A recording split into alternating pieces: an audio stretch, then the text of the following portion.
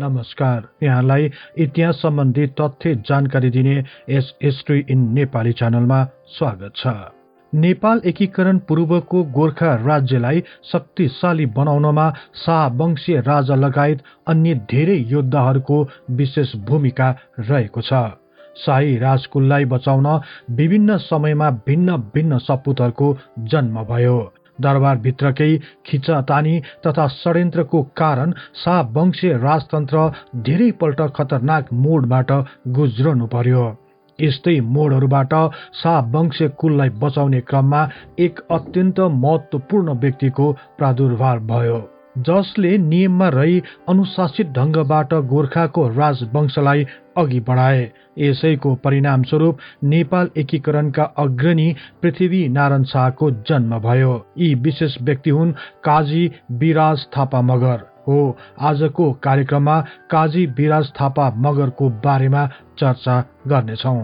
यो कार्यक्रम यस च्यानलका शुभेच्छुक तथा नियमित दर्शक राजज्यू तथा ट्रेनिङ इन नेपाली च्यानलको अनुरोधलाई स्वीकार गरी तयार गरिएको छ। विश्वास छ सदाझै यस कार्यक्रमलाई पनि उत्तिकै मन पराइदिनुहुनेछ। आउनुहोस्, नेपाल तथा विश्व इतिहासको बारे तथ्य तथा प्रामाणिक जानकारी दिने उद्देश्यका साथ इतिहासका विद्यार्थीहरूद्वारा निर्मित यस कार्यक्रमलाई मन पराई लाइक, शेयर र सब्स्क्राइब गरिदिनु अनुरोध गर्दै म कार्यक्रम प्रस्तोता सार्थक नेपाल यहाँलाई हार्दिक स्वागत गर्दछु।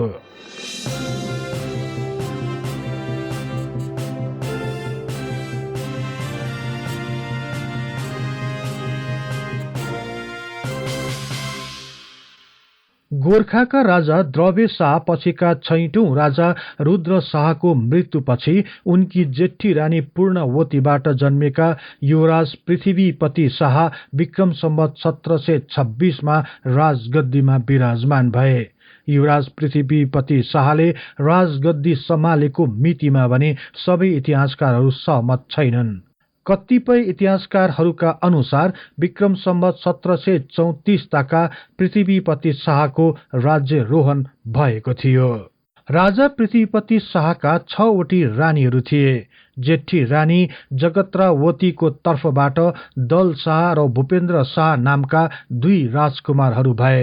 माइली रानी विलक्षणावतीबाट वीरभद्र शाह र रणदुल्ल शाह अथवा रणशार्दुल शाह नामका 2 छोराहरू भए। त्यसपछि साइली रानी सत्य रूपाबाट उद्धोत शाह र चन्द्ररूप शाह गरी 2 राजकुमारहरू भए। अर्की रानी कलङ्गना शाहबाट संग्राम शाह, नरसिंह शाह र सुल्तान शाह नाम गरेका 3 जना राजकुमारहरू भए भने रानी हर्षवतीका तर्फबाट भने कुनै पनि सन्तान भएनन्।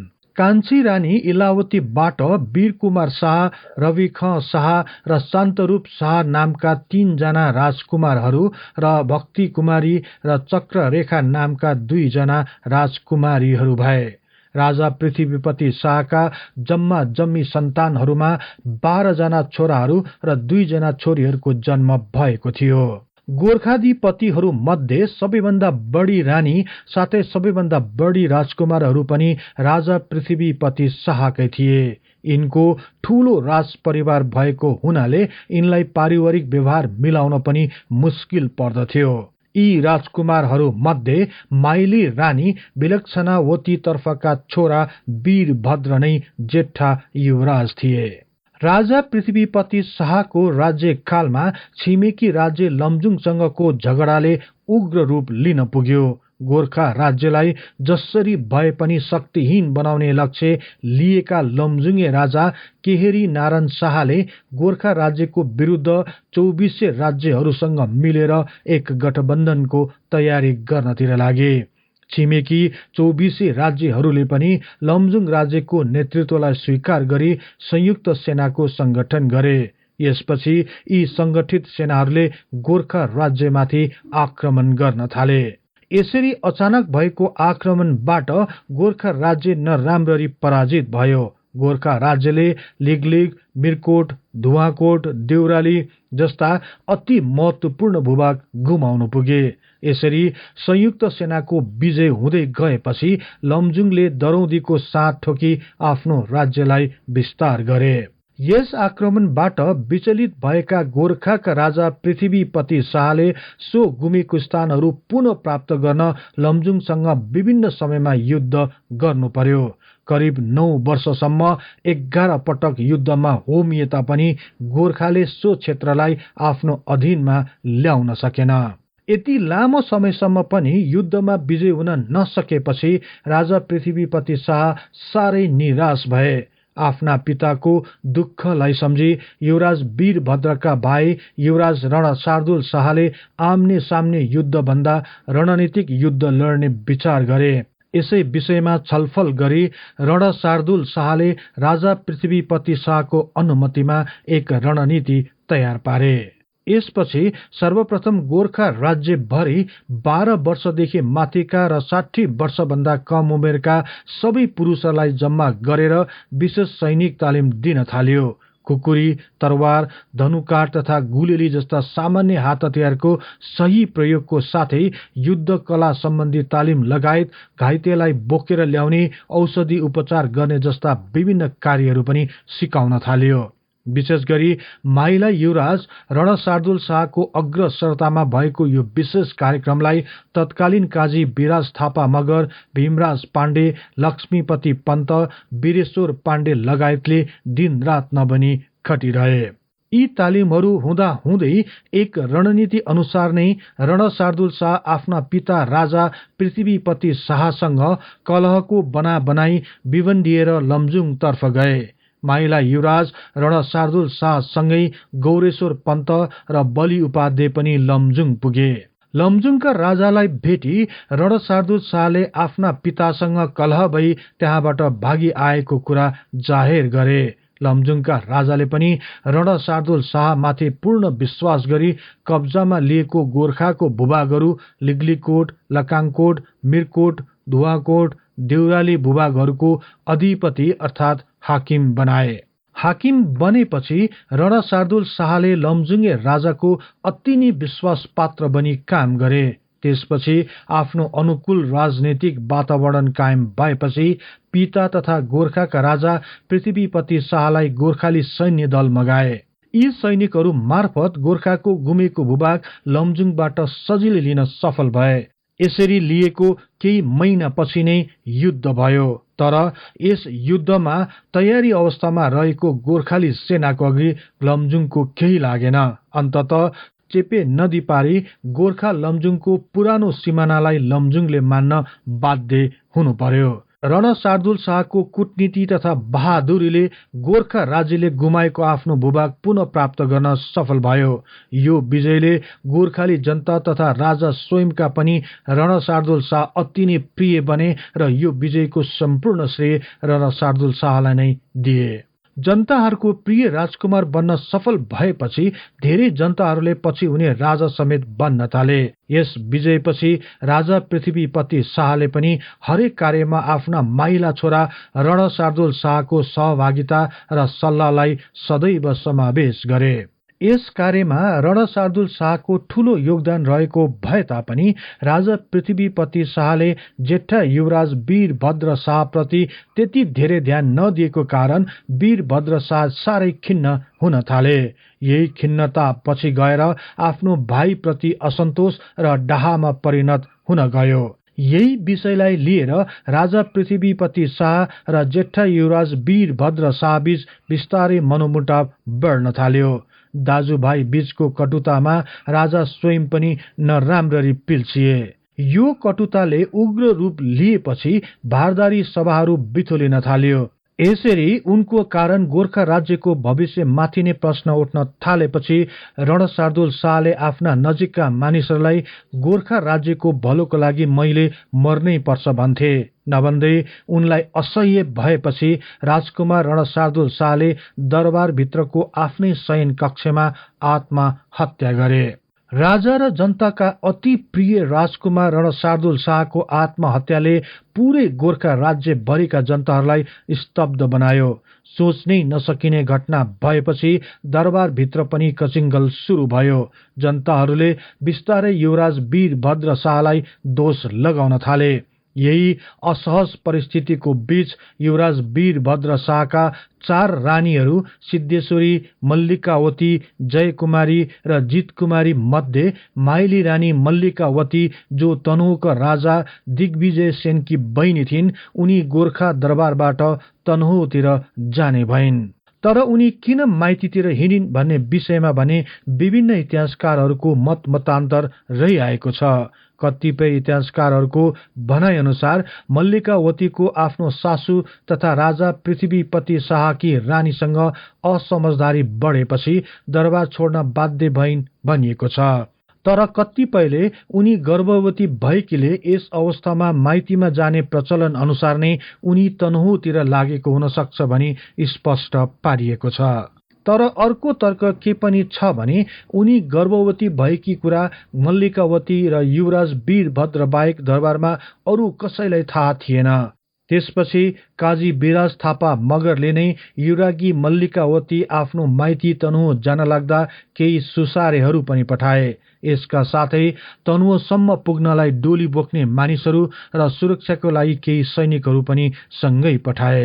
यस प्रकार दरबारमा भइरहेको कचिङ्गलको कारण युवराज वीरभद्र शाह साह्रै दुखित भएकाले मल्लिकावतीलाई माइती तनहुँसम्म पुर्याउने कार्यको जिम्मा काजी बिराज थापा मगरले नै लिएका थिए र उनीले नै गोर्खा दरबारबाट विदाई गरे।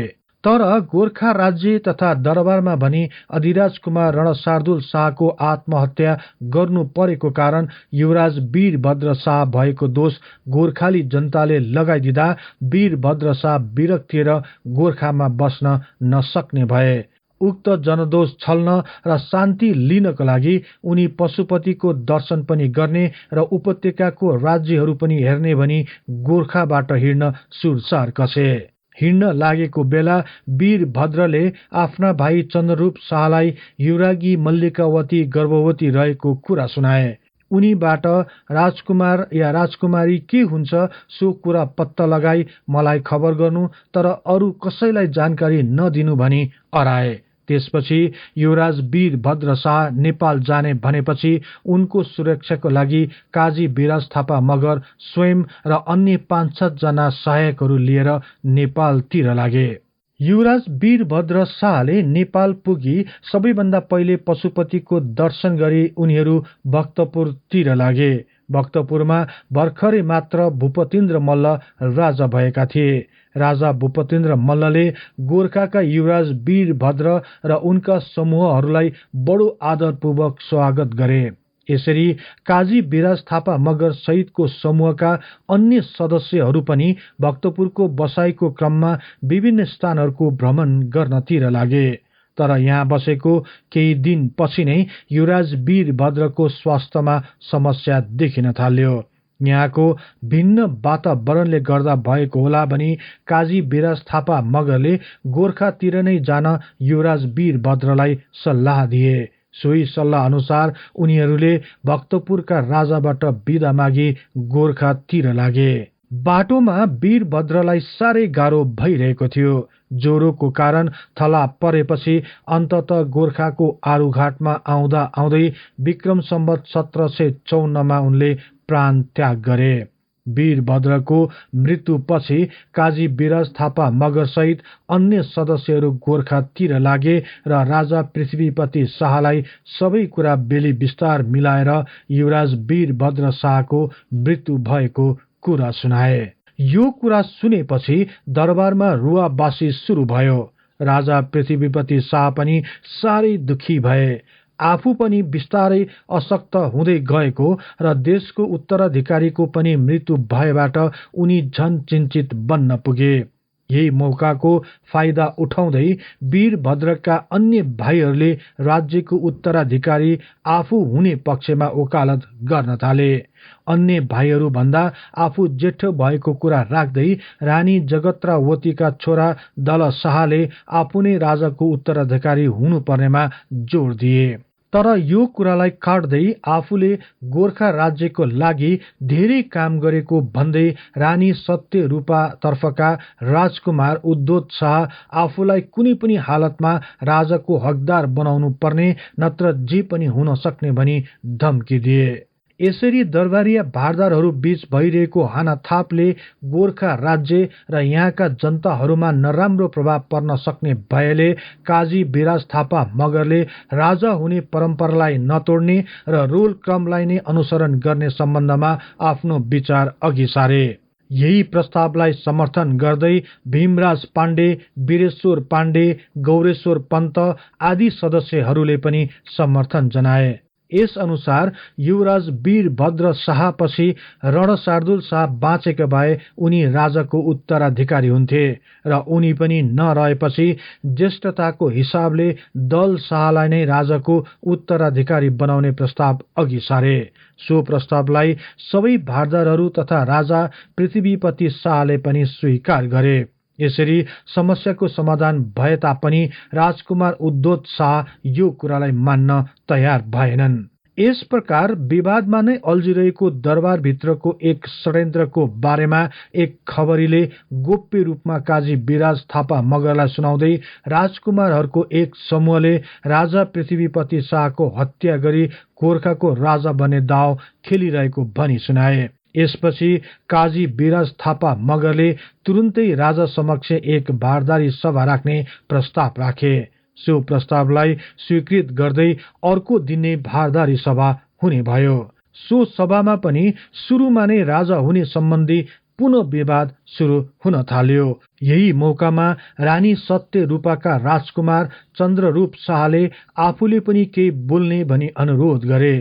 चन्द्ररूप शाहले बिस्तारै आफ्नो कुरा राख्दै भने, दाजु वीरभद्रले मलाई विश्वास गरी एक गोप्य कुरा भन्नु भएको थियो। सो कुरा कसैलाई पनि नसुनाउनु भन्नु भएको, तर अहिले दाजु नै नरहेपछि आफूले सो कुरा सुनाउन बाध्य भएकोले यो सभामा सो कुरा गर्न गइरहेको जानकारी गराए। चन्द्ररूप शाहले बाउजू मल्लिकावती माइती जानु अघि नै गर्भवती भएकी तर उनीबाट राजकुमार या राजकुमारी जन्मेको सो कुरा आफूलाई थाहा नभएको बताए। यो कुरा सुनेपछि सबै अचम्ममा परे भने अन्य भाइहरू भने चिन्तित बने, तर राजा पृथ्वीपति शाह भने साह्रै खुसी देखिए। यो सुन्ने बित्तिकै चन्द्ररूप शाहलाई तुरुन्तै तनहुँ पठाइयो। तनहुँबाट राजकुमारको जन्म भएको खबर गोर्खा दरबारको साथै गोर्खा राज्य भरि फैलियो। यसपछि भने उत्तराधिकारीको विवाद सोत टुङ्गियो। काजी बिराज थापा मगरले पुनः दोहोराए, राजा हुने परम्परालाई तोड्न नसकिने र कुनै पनि हालतमा नियम मिची राजा हुन नदिने अब वीरभद्र शाहको राजकुमारको जन्म भइसकेकाले उनी नै राजाको उत्तराधिकारी हुने कुरामा विवाद नरहेको जनाए। त्यसपछि पनि राजकुमारहरूले भारदारी सभा बोलाए, तर त्यस सभामा काजी बिराज थापा मगर सामेल हुन मानेनन् र सो भारदारी सभामा उनी गएनन्। उनलाई समर्थन गर्दै भीमराज पाण्डे, लक्ष्मीपति पन्त, गौरेश्वर पन्त, वीरेश्वर पाण्डे पनि सो सभामा सामेल भएनन्। काजी बिराज थापा मगरको अडनलाई समर्थन गर्दै राजा पृथ्वीपति शाहले तनहुँबाट तुरुन्त आफ्नो नाति ल्याउन आदेश दिए। आफ्नो नाति हेर्न आतुर भएका राजा पृथ्वीपति शाहले बुहारीलाई गोर्खामा झिकाउन खोज्दा दिग्विजय सेनले बहिनी र भान्जालाई बिदा नै गरेनन्। गोर्खा दरबारभित्रको षड्यन्त्रको डरले तनहुँका राजा दिग्विजय सशंकित बनेका थिए।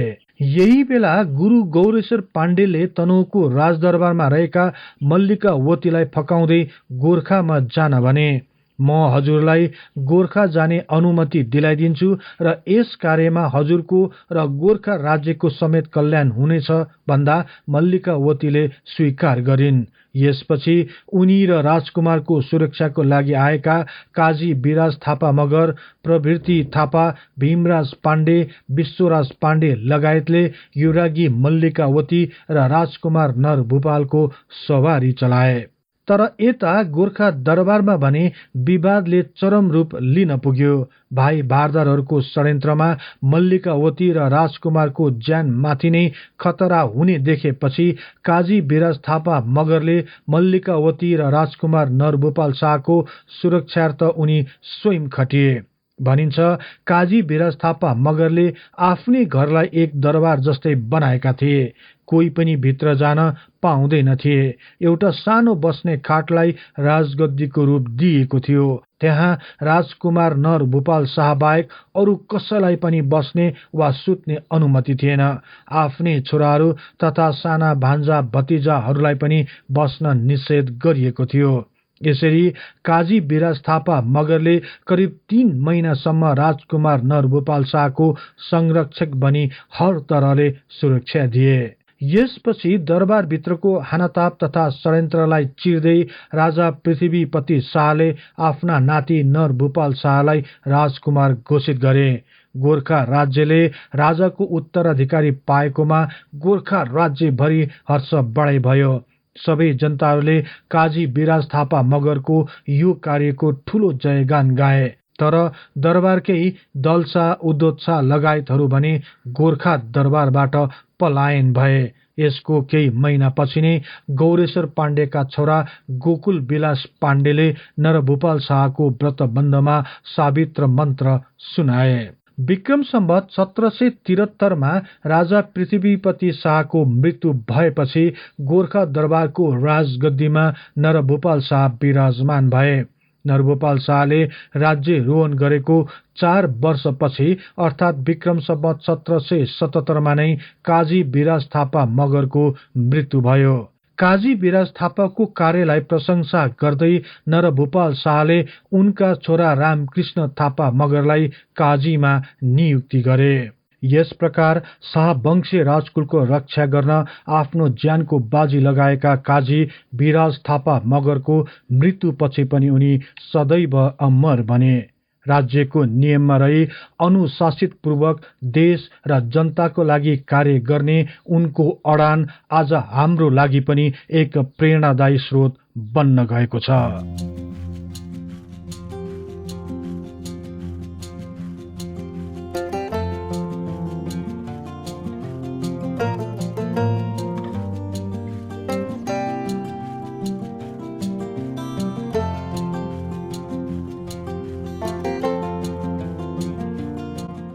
यो कार्यक्रम यहाँहरूलाई कस्तो लाग्यो कृपया कमेन्ट बक्समा लेखी पठाउनुहोला। यस्तै रोचक तथा तथ्य इतिहासको लागि हिस्ट्री इन नेपाली च्यानललाई सदैव सम्झनुहोस्। इतिहासको कुनै पनि कालखण्ड बारे तपाईलाई सुन्न र बुझ्न चाहना राख्नु भएको छ भने तल रहेको कमेन्ट बक्समा उल्लेख गर्नुहोस्। हामी सो बारे प्राथमिकताका साथ कार्यक्रम बनाउने नै छौं। जाँदा जाँदै यस च्यानललाई लाइक, शेयर र सब्स्क्राइब गर्दै बेल आइकनमा क्लिक गरी हाम्रो यो तथ्य इतिहासको बारे ज्ञान प्रसार गर्ने लक्ष्यलाई साथ दिनुहोस् भन्दै अर्को कार्यक्रममा फेरि भेट्ने बाचा गर्दै म सार्थक नेपाल बिदा हुन्छु।